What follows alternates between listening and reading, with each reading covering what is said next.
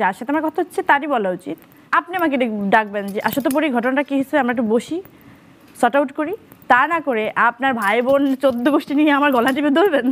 তোমার আসলে বুবলির বোনের সাথে সমস্যাটা না বুবলির সাথে তোমার সমস্যাটা হচ্ছে? বোনকে বুবলির আচ্ছা বুবলির বোন মিমি তখন অপু বিশ্বাস তোমাকে সাপোর্ট করছে। বুবলির সাথে ব্যক্তিগত কোনো দ্বন্দ্ব নেই চিত্রনায়িকা পরিমণির। শুধুমাত্র ছেলেকে নিয়ে মেক করা একটা ভিডিও প্রসঙ্গে একে অপরের প্রতি অভিযোগ দাঁড় করিয়েছিলেন তারা।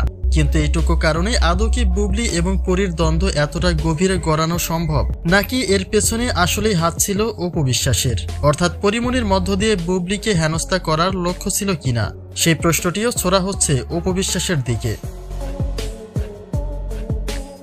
সাকিবের থেকে ছিন্ন হবার পরপরই অপু বিশ্বাসের পাশাপাশি পরিমণির সাথেও জোরালোভাবেই প্রতিদ্বন্দ্বিতায় জড়িয়ে পড়েন শবনম বুবলি, যেখানে তারা একে অপরকে নিয়ে মাঝে মধ্যেই কটাক্ষ করেছেন। পাশাপাশি বুবলির বোন মিমিও পরীকে নিয়ে বাজে মন্তব্য করেছে। অভিযোগ দাঁড় করিয়ে পরি বলেন হয়তোবা বুবলির সাথে তার একটা দ্বন্দ্ব রয়েছে, আর তাই পরীকে নিয়ে মন্তব্য করলে শুধুমাত্র বুবলি করতে পারে, সেখানে পরিবারের বাকি সদস্যরা কেন আসবে? যার সাথে আমার কথা হচ্ছে তারই বলা উচিত।